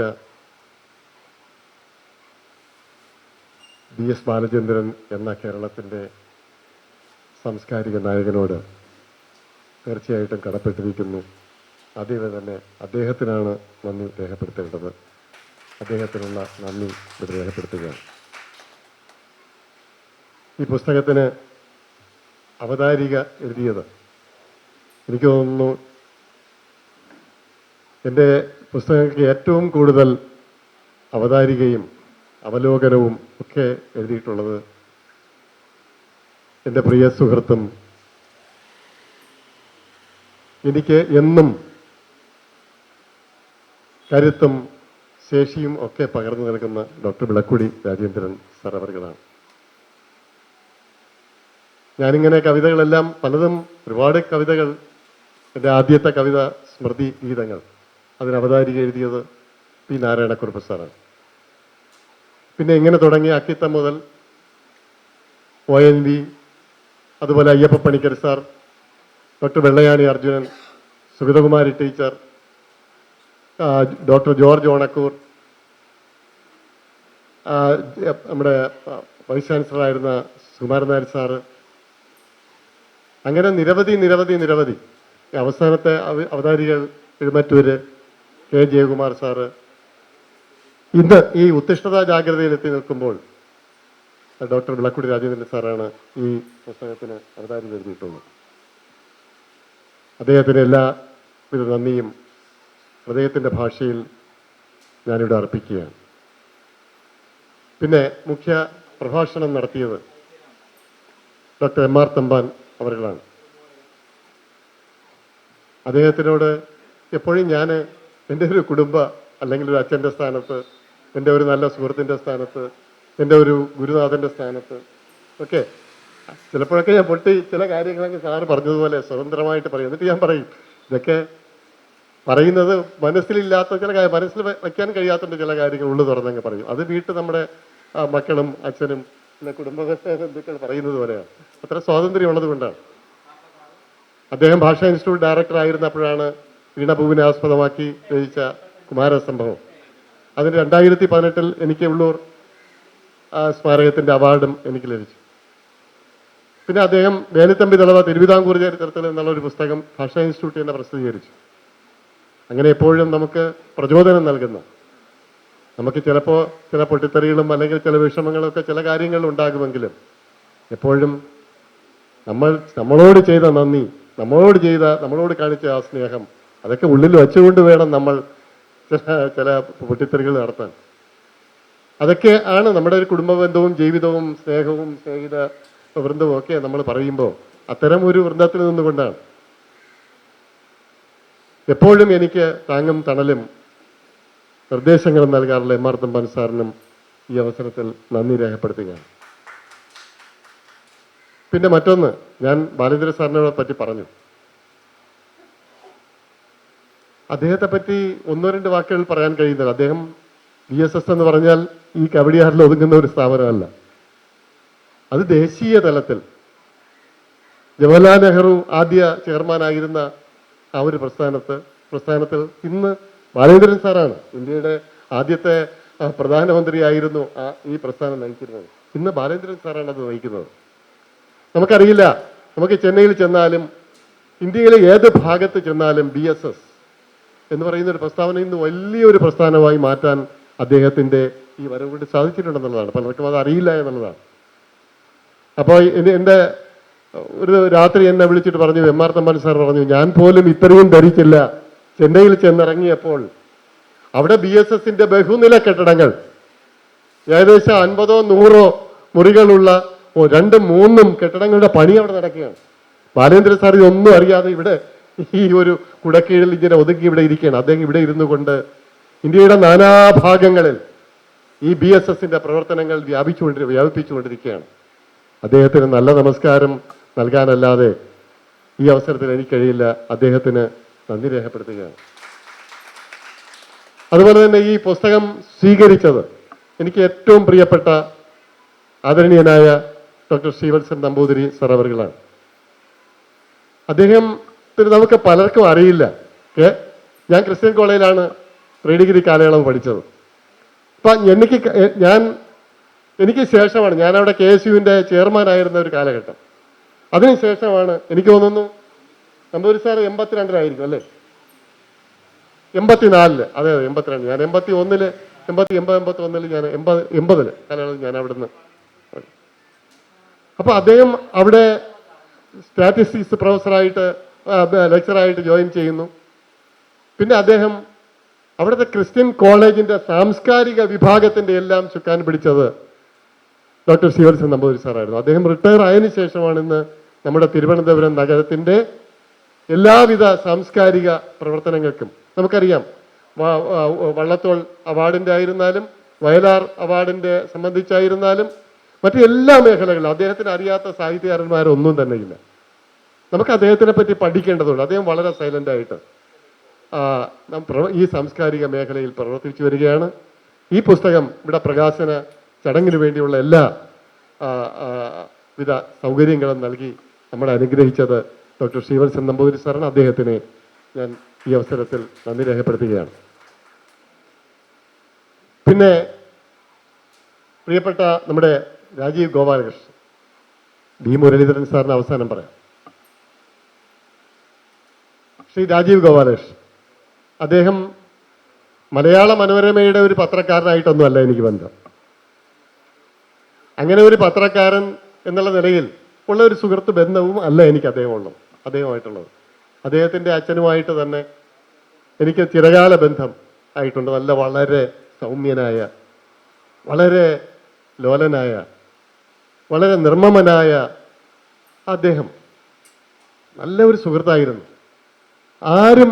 ആരോടും ഒരു മോശമായ ഒരു വാക്ക് പോലും പറയാം, ആരെയും വേദനിക്കാത്ത ഒരു മനുഷ്യൻ. എനിക്ക് തോന്നുന്നു ശ്രീ രാജീവ് ഗോപാലകൃഷ്ണനെയൊക്കെ പറ്റി ഈ കാര്യം പറയുന്നത് പിന്നെയാണ്. അദ്ദേഹമായിട്ട് ഞാൻ വൈലോപ്പള്ളി സംസ്കൃതി ഭവന്റെ എക്സിക്യൂട്ടീവ് മെമ്പർ സ്ഥാനത്തേക്ക് വരുന്ന ആ അവസരത്തിലാണ് ഞാൻ അദ്ദേഹമായിട്ട് പരിചയപ്പെടുന്നത്. അദ്ദേഹത്തിന് അറിയാം എനിക്ക്. പക്ഷെ ആ ഒരു ബന്ധത്തിൽ നിന്നുകൊണ്ട് ഇങ്ങനെ ഒരു മനുഷ്യന്റെ മകനാണല്ലോ ഇദ്ദേഹം, അങ്ങനെ ഒരു മനുഷ്യന്റെ മകനായി ജനിക്കാൻ കഴിയുന്ന ഒരു വ്യക്തിത്വം തീർച്ചയായിട്ടും അത് വലിയൊരു വ്യക്തിത്വം തന്നെയാണ്.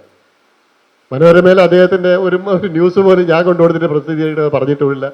ഒരുപക്ഷെ ചിലപ്പോൾ എനിക്ക് അദ്ദേഹം അങ്ങനെ ഒരു മനസ്സ് കാണിക്കയില്ലെന്നായിരിക്കും എനിക്ക് തോന്നുന്നത്. സുദർശനായതുകൊണ്ട് മാറ്റി വെച്ചേക്കാം, അടുത്ത് വേറെ ആരെങ്കിലും ന്യൂസ് കൊടുക്കാം. അങ്ങനെയൊന്നുമല്ല, ഞാൻ അദ്ദേഹത്തിൻ്റെ ഒരിക്കൽ വിളിച്ച് പറയുകയും ചെയ്തു. മനോരമയിലെ ഒരു ജോലി നിന്നുകൊണ്ടല്ല, മനോരമയിൽ എനിക്ക് ഒരുപാട് സുഹൃത്തുക്കളുണ്ട് എനിക്ക് വേണ്ടി. അവരോട് പോലും ഞാൻ എൻ്റെ ന്യൂസ് പ്രസിദ്ധീകരിക്കണമെന്ന് പറഞ്ഞിട്ടുമില്ല, ഇനി പറയുകയില്ല. വേണമെങ്കിൽ പ്രസിദ്ധീകരിക്കട്ടെ, ഇത്ര ന്യൂസ് അവിടെ കൊടുത്തയക്കും, ഇത്രയേ ഉള്ളൂ. അങ്ങനെ ഞാൻ പറഞ്ഞു, എനിക്ക് എൻ്റെ ഒരു നല്ല സുഹൃത്ത്, എൻ്റെ ഒരു നല്ല സുഹൃത്തിൻ്റെ ഒരു മകൻ, എനിക്കൊരു ആത്മസുഹൃത്ത്, അദ്ദേഹത്തിൻ്റെ കാലശേഷം എനിക്ക് കിട്ടിയ ഒരു സുഹൃത്താണ് ശ്രീ രാജീവ് ഗോപാലകൃഷ്ണൻ. അദ്ദേഹവും ഈ ചടങ്ങിന് പങ്കെടുക്കണമെന്ന് ഞാൻ പറഞ്ഞു. അദ്ദേഹം തീർച്ചയായിട്ടും ഇവിടെ എത്തി നമ്മുടെ ഈ ചടങ്ങിന്. അദ്ദേഹത്തിന് പുസ്തകം കൊടുക്കാത്തത് തീർച്ചയായിട്ടും എൻ്റെ പുസ്തകം കൊടുക്കാത്തത് എന്നും അദ്ദേഹത്തിന് കവിതകൾ ഞാൻ അയച്ചുകൊണ്ടിരിക്കുകയാണ്. അദ്ദേഹം ക്ലിക്ക് ചെയ്ത് മാറ്റുന്നതാണോ വായിക്കുന്നതെന്ന് എനിക്കറിയില്ല. അതുകൊണ്ടായി ഒരുപക്ഷെ ഞാൻ ഈ പുസ്തകം കൊടുക്കാത്തത്. ശാന്തനാണ്. അദ്ദേഹത്തിന് എല്ലാവിധ നന്ദിയും ഞാൻ രേഖപ്പെടുത്തുകയാണ്.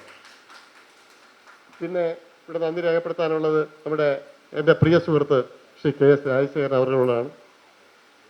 അദ്ദേഹം ദൂരദർശനിൽ പ്രോഗ്രാം എക്സിക്യൂട്ടീവ് ആയിരുന്ന കാലഘട്ടത്തിൽ നമ്മുടെ കവിയരങ്ങളായിരുന്നാലും അവിടെ എൻ്റെ വീണപൂവിനെ കുറിച്ച് എഴുതിയ ആ കുമാരസംഭവം അദ്ദേഹം ഒരു അരമണിക്കൂർ പരിപാടിയായിട്ട് ആശാൻ സ്മാരകത്തിൽ വെച്ച് ചിത്രീകരിക്കുകയും അത് ദൂരദർശനിൽ അത് പ്രക്ഷേപണം ചെയ്യുകയും ചെയ്തു. അതുപോലെ തന്നെ കവിയരങ്ങൾ, ഞാൻ പ്രഭാവർമ്മ ഇങ്ങനെ അടങ്ങുന്ന, നാരായണക്കുറിപ്പൊക്കെ അടങ്ങുന്ന ഒരു വലിയ വേദി ദൂരദർശനിൽ ഞങ്ങൾക്ക് നൽകി അനുഗ്രഹിച്ചു. അദ്ദേഹം ഒരു നല്ല എഴുത്തുകാരനാണ്, നല്ലൊരു മനുഷ്യനാണ്. അതാണ് ഈ കാരണം. ഈ എഴുത്തുകാരൻ എല്ലാവരും മനുഷ്യനാവണമെന്നില്ലല്ലോ. നല്ല ഒരു മനുഷ്യനാണ് നല്ലൊരു എഴുത്തുകാരൻ എന്ന് വിശ്വസിക്കുന്ന ഒരു വ്യക്തിയാണ് ഞാൻ. കാരണം നമ്മളൊക്കെ ഈ നാടും കൂടും വീടുമൊക്കെ ഉപേക്ഷിച്ച് നാളെ പോയാലും നമ്മളെക്കുറിച്ചുള്ള നല്ല സ്മരണകൾ ഇവിടെ നിലനിൽക്കണം എന്ന് ആഗ്രഹിക്കുന്ന ഒരു വ്യക്തിയാണ്. എതിർപ്പുകളുണ്ടാവാം തീർച്ചയായിട്ടും, അത് വ്യക്തിപരമല്ല. ഇന്ന് ഞാൻ ശ്രീകുമാറിനെ എതിർക്കുന്നുവെങ്കിൽ നാളെ ആ എതിർപ്പ് എൻ്റെ ഇല്ല. കാരണം ആ ഒരു വിഷയത്തോടു കൂടി മാത്രമാണ് എതിർപ്പ്, ആ വ്യക്തിയല്ല. അതുകൊണ്ട് എല്ലാവരും നല്ല മനുഷ്യരാണ്. നല്ലത് ചെയ്യുമ്പോൾ നല്ല മനുഷ്യരായി, നമ്മൾ ചീത്ത ചെയ്യുമ്പോൾ ചീത്ത മനുഷ്യരായി. എന്നാൽ നല്ലത് ചെയ്യുന്ന രാവണനെ കൊന്ന രാമൻ കൊലപാതകിയാണോ? അല്ലല്ലോ. അല്ലെങ്കിൽ ഭൂതനെ കൊന്ന കൃഷ്ണൻ കൊലപാതകിയാണോ? അല്ല. നമ്മൾ നോക്കുമ്പോൾ ആ വിഷയത്തിൽ അധർമ്മത്തിന് എതിർക്കുകയും, പക്ഷെ രാവണനെ കൊന്നിട്ടോ രാമായണം കഥയെ അതിമനോഹരമായി വ്യാഖ്യാനിച്ചുകൊണ്ട് ഇപ്പം ബാലേന്ദ്ര സാറിൻ്റെ ഒരു പുസ്തകം ഇവിടെ ഇറങ്ങുന്നുണ്ട്. അത് ഇന്ത്യയുടെ ചരിത്രത്തിൽ എനിക്ക് തോന്നുന്നു ഒരു വലിയ പരിവർത്തനത്തിന് ഇട നൽകുന്ന ഒരു പുസ്തകമായിരിക്കും അദ്ദേഹത്തിൻ്റെ പുസ്തകം. എനിക്ക് എല്ലാം റെഡി, അവതാരിക വരെ പൂർത്തിയായി കഴിഞ്ഞു, എൻ്റെ പ്രൂഫ് വരെ പൂർത്തിയായി. അത് ഭാരതത്തിലെ ബഹുഭാഷ പുസ്തകമായിട്ട് ഇതാ നിലവിൽ വരികയാണ്. ഞാൻ പറഞ്ഞു വന്നത് മറ്റൊന്നുമല്ല. ഒരു മനുഷ്യൻ നല്ലതാവുമ്പോൾ നമ്മൾ നല്ലതെന്നും ചീത്തയാവുമ്പോൾ ചീത്തയെന്നും പറയുന്ന ഒരു പാരമ്പര്യമാണ് ഭാരതത്തിൻ്റെ സനാതന സംസ്കാരം. അത് തന്നെയാണ് നമ്മൾ രാമനിലൂടെയും കൃഷ്ണനിലൂടെയും ജൈനനിലൂടെയും ബുദ്ധനിലൂടെയും ക്രിസ്തുവിലൂടെയും ഒക്കെ ലോകത്ത് നമ്മൾ കണ്ടത്. അതുകൊണ്ട് സ്ഥിരമായിട്ടൊരു മോശമായ വ്യക്തിയില്ല, ഒരിക്കലുമില്ല. നമ്മളെ തന്നെ നമ്മളോട് തന്നെ ചോദിക്കണം, നീ നല്ലതാണോ മോശമാണോ? ഞാൻ നല്ലതായാൽ ഈ ലോകത്തെ ജീവിതം ധന്യമായി. ഞാൻ മോശമായാൽ ആ കർമ്മഫലം കൊണ്ട് വീണ്ടും ആ കർമ്മഫലം അനുഭവിക്കുന്നതിന് വേണ്ടി ഈ ലോകത്തേക്ക് നമുക്ക് തിരിച്ചു വരേണ്ടി വരും. ഇതാണ് നമ്മുടെ സനാതനം. അതുകൊണ്ട് ആരും ഇവിടുന്ന് മോചിക്കാൻ പോകുന്നില്ല. മോചനം എന്നുള്ളത് നമ്മുടെ കർമ്മത്തിൻ്റെ പൂർത്തീകരണത്തിൽ കൂടെ മാത്രമാണ് മോചനമുള്ളത്. അത് ആത്മാവിൻ്റെ പരിപുഷ്ടമായ ഒരു സംസ്കാരത്തിൻ്റെ, അത് എവിടുന്നാണോ നമ്മൾ വന്നത് അവിടെ പരിപൂർണമായി ഈ ലോകത്തിൻ്റെ സമസ്ത മണ്ഡലങ്ങളിലൂടെയും വ്യാപരിച്ചുകൊണ്ട് നമ്മുടെ മനസ്സിനെ പരിപക്വതയാക്കിക്കൊണ്ട് നമ്മൾ നമ്മുടെ ബ്രഹ്മത്തിലേക്ക് ലയിക്കുന്ന, ഒരിക്കലും തിരിച്ചു വരാൻ കഴിയാതെ ഈ ഭൗതിക തലത്തിൽ നിന്ന് നമ്മൾ മറ്റൊരു തലത്തിലേക്ക്, ഈശ്വര തലത്തിലേക്ക് ഉയരുകയും അവിടെ ലയിച്ചു ചേരുകയും അവിടെ നിന്നുകൊണ്ട് ഈ ഭൗതിക ലോകത്തെ വീക്ഷിക്കാൻ നമുക്ക് കഴിയുന്ന ഒരു അവസ്ഥയിലേക്ക് മാറുകയും ചെയ്യുന്ന ഒരു സനാതന സംസ്കാരത്തിൻ്റെ ഒരു സാത്വികമായ ആ ധാർമ്മികമായ ഒരു തലം സൃഷ്ടിക്കുക എന്നുള്ളതാണ് മനുഷ്യജീവിതം. അതിനപ്പുറമല്ല നമ്മൾ വിചാരിക്കും കിട്ടുമ്പോൾ ഇന്ന് എനിക്ക് അവാർഡ് കിട്ടി സന്തോഷിക്കുക. അപ്പോൾ ഈ അവാർഡ് കിട്ടുന്നവരൊക്കെ തന്നെ നമ്മൾ ചോദിക്കും, ഒന്ന് പുനർചിന്തനം ചെയ്യേണ്ടതാണ്. എനിക്ക് കിട്ടിയ അവാർഡ് ഞാൻ തീർച്ചയായിട്ടും എനിക്കുള്ള അംഗീകാരമാണോ? ഞാൻ ചെയ്ത കർമ്മത്തിനുള്ള ഫലമാണോ? അതോ ഞാൻ മറ്റൊരാളിനെ തെറ്റിദ്ധരിപ്പിച്ചുകൊണ്ട്, ഞാൻ മഹാനാണെന്ന് ഞാൻ സ്വയം വ്യാഖ്യാനിച്ചുകൊണ്ട് മറ്റൊരാളിൻ്റെ മുന്നിൽ എന്നെ ഹാരമിട്ടും എന്നെ പൊന്നാടയണിയിച്ചും സ്വീകരിക്കുന്നത് എനിക്ക് ധാർമ്മികമായിട്ട് എൻ്റെ സന്തോഷം എനിക്ക് നൽകുന്നുണ്ടോ എന്ന് എഴുത്തുകാർ ചിന്തിക്കേണ്ടതാണ്. തീർച്ചയായിട്ടും ഞാൻ ആ മണ്ഡലത്തിലൊന്നും വ്യാപരിക്കുന്ന ഒരു വ്യക്തിയല്ല. അങ്ങനെ കിട്ടുന്നത് കൊണ്ട് സന്തോഷിക്കുന്ന ഒരു വ്യക്തിയെ അല്ല. അതുകൊണ്ട് കിട്ടുന്നിടത്ത് നിൽക്കുകയില്ല. കൊടുക്കുന്നത് കൊണ്ട് ഒരു കുട്ടിക്കായിരുന്നാൽ പോലും അവൻ്റെ അംഗീകാരത്തിന്, അവൻ്റെ കഴിവിനൊരു ചെറിയ അംഗീകാരമെങ്കിലും കൊടുക്കുമ്പോൾ മനസ്സിൽ ഒരുപാട് സന്തോഷം. വാങ്ങുമ്പോഴൊന്നും സന്തോഷിച്ചിട്ടില്ല. കാരണം ആ ഈശ്വരൻ, നിങ്ങളൊക്കെ ചിന്തിക്കേണ്ടതാണ്, എൻ്റെ കവിതയുടെ അന്തർലീനമായിരിക്കുന്ന വിഷയം തന്നെയാണ് ഞാൻ പറയുന്നത്. ഈ പ്രപഞ്ച സൃഷ്ടി നടത്തിയ ഈശ്വരൻ എന്തെങ്കിലും വേണമെങ്കിൽ അവിടെ വച്ചേക്കാമായിരുന്നു. ഒന്നും വച്ചിട്ടില്ല. എല്ലാം ഇങ്ങ് തന്നു. നമുക്ക് കാഴ്ച തന്നു, നമുക്ക് ചിന്ത തന്നു, നമുക്ക് ശാരീരികമായുള്ള ശേഷി തന്നു, അല്ലേ? നമുക്ക് കേൾവി തന്നു. ഇതെല്ലാം വേണമെങ്കിൽ ഒരു നിമിഷം കൊണ്ട് ആ ഈശ്വരൻ അങ്ങ് എടുക്കാം. രാജീവ് ഗോപാലകൃഷ്ണനിൽ നിന്നും ആ കാഴ്ച അങ്ങ് എടുത്താൽ രാജീവ് ഗോപാലകൃഷ്ണൻ എന്താണ്? ഒരു അന്ധനായി മാറി. രാജീവ് ഗോപാലകൃഷ്ണനിൽ നിന്നും ആ കേൾവി എടുത്താൽ രാജീവ് ഗോപാലകൃഷ്ണൻ എന്നുള്ള വ്യക്തി ബധിരനായി മാറും. രാജീവ് ഗോപാലകൃഷ്ണൻ എന്ന് പറയുന്ന വ്യക്തിയിൽ നിന്നും ആ ഈശ്വരൻ നൽകിയ ശക്തി ഇറങ്ങിപ്പോയാൽ സ്തംഭിച്ച് അവിടെ കിടക്കും, ഡെഡ് ബോഡിയായി മാറും. അതുകൊണ്ട് രാജീവ് ഗോപാലകൃഷ്ണൻ എന്ന് പറയുന്ന വ്യക്തി, അല്ലെങ്കിൽ അങ്ങനെയുള്ള വ്യക്തികൾ ചിന്തിക്കേണ്ടത് ഞാൻ എന്താണ് എന്നുള്ള ആ ഒരു സാത്വിക ദർശനമാണ്. രാജീവ് ഗോപാലകൃഷ്ണനുള്ള വ്യക്തിയെ കൊണ്ട് ഈ മനുഷ്യനെ മുഴുക്കെ ഞാൻ പറഞ്ഞതാണ്. എന്താ നമ്മളിലുണ്ടോ? അല്ലേ? പരോപകാരമേ പുണ്യം പാപം പരപീഡനം എന്ന് പറയുന്ന നമ്മുടെ മഹാഭാരതം ഇത്ര എഴുതി വെച്ചിട്ട് വ്യാസൻ പറഞ്ഞത് 2 വരി ഇങ്ങനെ എഴുതി വെച്ചു. എന്താണ്? പരോപകാരമേ പുണ്യം പാപം പരപീഡനം. അത് തന്നെയല്ലേ ശ്രീനാരായണ ഗുരു പറഞ്ഞത്? അത് തന്നെയല്ലേ വ്യാസൻ പറഞ്ഞത്? അത് തന്നെയല്ലേ കൃഷ്ണൻ പറഞ്ഞത്? അത് തന്നെയല്ലേ ഈ ലോകത്തെ എല്ലാ മഹാന്മാരും പറഞ്ഞത്? നമ്മൾ ഒന്നേ ചിന്തിക്കേണ്ടതുള്ളൂ, നമ്മൾ ഒരു മനുഷ്യന് നന്മ ചെയ്യുക, നല്ല മനസ്സോടുകൂടി നന്മ ചെയ്യുക. ആ നന്മ ചെയ്താൽ ആ നന്മ ചെയ്ത വ്യക്തികളെല്ലാം ഈശ്വരനായി മാറും. അങ്ങനെ നന്മ ചെയ്ത വ്യക്തികളെയാണ് നമ്മൾ ഈശ്വരൻ എന്ന് പറയുന്നത്. ഇത് കൃഷ്ണനെ ആയിരുന്നാലും രാമനെ ആയിരുന്നാലും ബുദ്ധനെ ആയിരുന്നാലും നമ്മൾ പറയും, ക്രിസ്തുവിനെ ആയിരുന്നാലും നബിയെ ആയിരുന്നാലും ഒക്കെ നമ്മൾ പറയുന്നത് ആ നന്മയുടെ ഒരു ഭാവത്തിൽ നിന്നുകൊണ്ടാണ്. എൻ്റെ ഗുരുനാഥനോട് ഞാൻ ഒരിക്കൽ ചോദിച്ചു, സ്വാമിജി എന്താണ് ഈശ്വരൻ? അത് അങ്ങനെ ഒന്നുണ്ടോ എന്ന് ചോദിച്ചു. ഒരു സംശയമാണ് ഒരു വ്യക്തിയുടെ. എല്ലാവർക്കും കാണാം ഈശ്വരൻ ഉണ്ടോ? നമ്മൾ ഈശ്വരനുള്ളത് ഇല്ലെന്ന് എല്ലാവർക്കും അറിയാം. നമ്മൾ ആരും ഈശ്വരനെ കണ്ടിട്ടില്ല. ആരെങ്കിലും കണ്ടിട്ടുണ്ടോ ഇവിടെ ഈശ്വരനെ? ഇല്ല. അപ്പോൾ ഞാനന്ന് പ്രീ ഡിഗ്രിക്ക് പഠിക്കുന്ന ഒരു കാലഘട്ടം എൻ്റെ ഗുരുനാഥനോട് ചോദിച്ചു, ഇടേ നീ പറയുന്നത് ശരിയാണ്, കാരണം ഈശ്വരൻ എന്ന് പറയുന്ന 3 ഗുണങ്ങളാണ്. അത് സത്യം, ധർമ്മം, നീതി. ഈ 3 ഗുണങ്ങളിൽ അധിഷ്ഠിതമായിരിക്കുകയാണ് ഈശ്വരൻ. കാരണം നമ്മൾ പറയുന്ന കൃഷ്ണനിൽ നമ്മൾ ഏതൊരു വ്യക്തിയെ നമ്മൾ എടുത്തു കൊടുക്കും, മഹാൻ എന്ന് പറയുന്ന ആ വ്യക്തിയിൽ ഈ 3 ഗുണവും ലയിച്ചു ചേർന്നിരിക്കും. മഹാത്മാഗാന്ധി എടുക്കും, അദ്ദേഹത്തിന് ആ 3 ഗുണമുള്ളത് കൊണ്ടാണ് നമ്മളിപ്പോൾ അദ്ദേഹത്തിന്റെ പേര് പറയുന്നത്, അല്ലേ? കായംകുളം കൊച്ചുണ്ണിയെ നമുക്ക് അങ്ങനെ പറയാൻ പറ്റുമോ? ഇല്ല, അദ്ദേഹത്തിന് ഉള്ള ഗുണം മോഷണമാണ്. അതുകൊണ്ട് അദ്ദേഹത്തിന് നമുക്കത് പറയാൻ പറ്റില്ല. അതുകൊണ്ട് ആ ഗുണങ്ങൾ, സത്യവും ധർമ്മവും നീതിയും നമ്മുടെ ജീവിതത്തിൽ പാലിച്ചാൽ അതിനേക്കാൾ മറ്റൊരു പൂജയില്ല, അതിനേക്കാൾ മറ്റൊരു ക്ഷേത്രമില്ല, അതിനേക്കാൾ മറ്റൊരു സനാതന സംസ്കാരമില്ല എന്ന് എന്നെ പഠിപ്പിച്ചത് എൻ്റെ ഗുരുനാഥനാണ്. അതുകൊണ്ട് പരോപകാരമേ പുണ്യം, പാപം പരപീഡനം എന്ന ഒരു ആശയമാണ് തീർച്ചയായിട്ടും ഉത്തിഷ്ഠത ജാഗ്രത എന്ന ഈ പുസ്തകത്തിൽ ആ 101 കവിതകളിലും പ്രതിധ്വനിക്കുന്നത്. ഉത്തിഷ്ഠത ജാഗ്രത, അത് ഉണരുവിൻ ഉയരുവിൻ. നമ്മൾ ഉണരേണ്ട സമയമായി. തീർച്ചയായിട്ടും നമ്മൾ ഉണരുന്നില്ല, നമ്മൾ ഉറങ്ങിക്കിടക്കുകയാണ്. അതുകൊണ്ടാണ് എനിക്ക് തോന്നുന്നു വിവേകാനന്ദ സ്വാമി പറഞ്ഞത് ഉണരുവിൻ ഉയരുവിൻ. നമുക്ക് സമയമായി കഴിഞ്ഞു. അതുകൊണ്ട് ഈ പുസ്തകം എല്ലാവരും വാങ്ങണം, വായിക്കണം എന്ന് മാത്രം ഒരു നിർദ്ദേശമാണുള്ളത്. പിന്നെ അടുത്തെൻ്റെ പിന്നെ പ്രിയ സുഹൃത്ത് ശ്രീ വേണു സരസ്വതി, അദ്ദേഹം നമുക്കെല്ലാം അറിയാം, ശ്രീ രാജാ വാര്യർ. അദ്ദേഹം നമ്മുടെ ക്ലാസിക്, നമ്മുടെ നാടകരംഗത്ത് ഇന്ന് അദ്ദേഹം റഷ്യയിൽ, ഇന്ന് അടുത്ത നാളെ അദ്ദേഹം ദുബായിലേക്ക് പോകുന്നു. 1 മാസത്തെ പരിപാടി. അദ്ദേഹത്തിനെ പറ്റി എല്ലാവർക്കും അറിയാം. നമ്മുടെ കലാരംഗത്തെ മികച്ച പ്രതിഭയാണ്. അദ്ദേഹത്തിൻ്റെ ജ്യേഷ്ഠനാണ് ശ്രീ വേണു സരസ്വതി. അദ്ദേഹം എൻ്റെ പുസ്തകങ്ങൾ ഒരുപാട് വായിച്ചിട്ടുണ്ട്, കവിതകൾ ഒരുപാട് വായിച്ചിട്ടുണ്ട്. അദ്ദേഹം ഇവിടെ എത്തി, ഈ ചടങ്ങിൽ പങ്കെടുത്തു, സംസാരിച്ചു, എന്നെക്കുറിച്ച് നല്ല വാക്കുകൾ പറഞ്ഞു. തീർച്ചയായിട്ടും അദ്ദേഹത്തിനും നന്ദി രേഖപ്പെടുത്തുന്നു.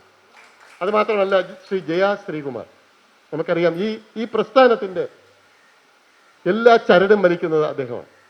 ജയ ശ്രീകുമാർ വളരെ സത്യസന്ധമായിട്ട് ഒരു പ്രസ്ഥാനം നയിക്കുക എന്ന് പറഞ്ഞാൽ സത്യസന്ധതയാണ്, ധാർമ്മികതയാണ്, കർമ്മശേഷിയാണ്, മനസ്സാണ്.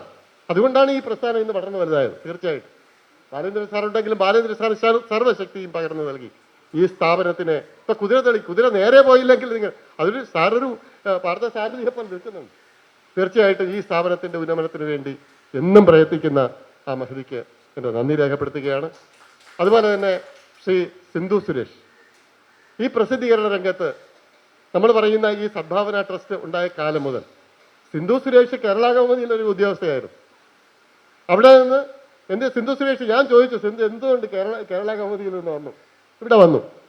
അപ്പം ഞാനൊരു ദിവസം ഇങ്ങനെ പിന്നെ സിന്ധു പറഞ്ഞത്, ഞാൻ കേരള കൗമുദിയിൽ ഉണ്ടായിരുന്ന സമയത്ത് ബാലേന്ദ്ര സാറിനെ അവിടെ വെച്ച് കണ്ടു, അവിടെ വെച്ച് പരിചയപ്പെട്ടു. അങ്ങനെ ചോദിച്ചു, ഇങ്ങോട്ട് വരുന്നുണ്ടോ? ഇതാണ് ചോദിച്ചത്. അങ്ങനെ സിന്ധു സുരേഷ് ഇവിടെ എത്തി.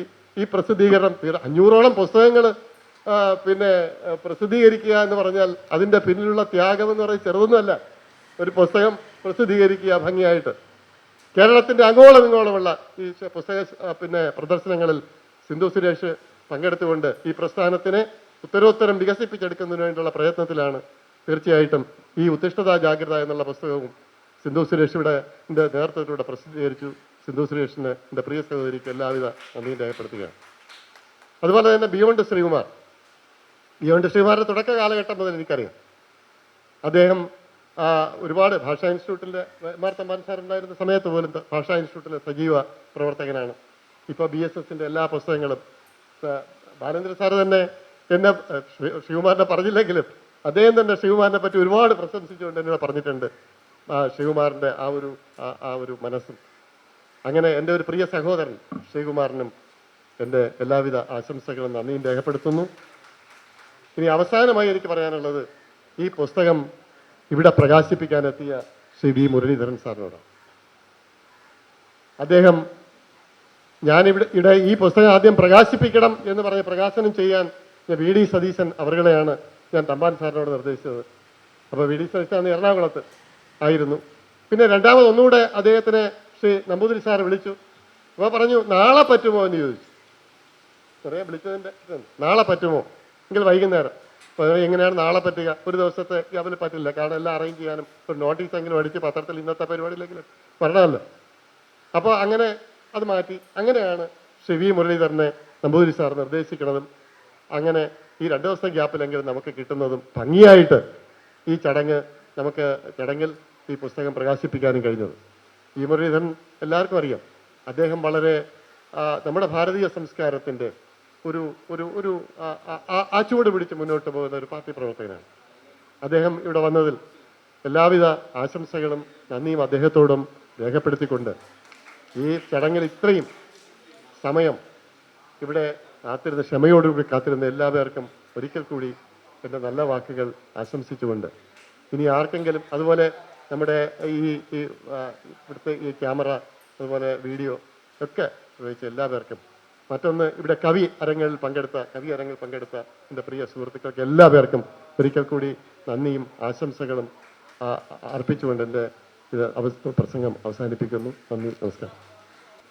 ചടങ്ങിന് നന്ദി പ്രകാശിപ്പിക്കുന്നതിന് ശ്രീമതി സിന്ധു സുരേഷ്. എല്ലാവർക്കും നമസ്കാരം. ഉത്തിഷ്ഠിത ജാഗ്രത എന്ന കവിതാ സമാഹാരത്തിൻ്റെ പുസ്തക പ്രകാശന കർമ്മമാണ് ഇന്നിവിടെ നടന്നത്.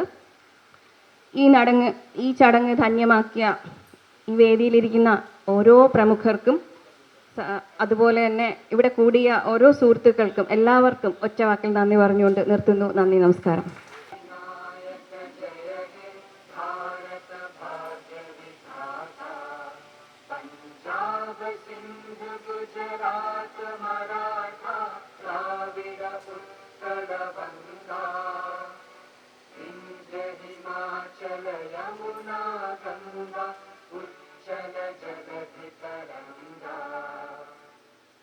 शुभ नामे जागे, सब शुभ आशीष मांगे, गाहे तब जय गाथा, जन गण मंगलदायक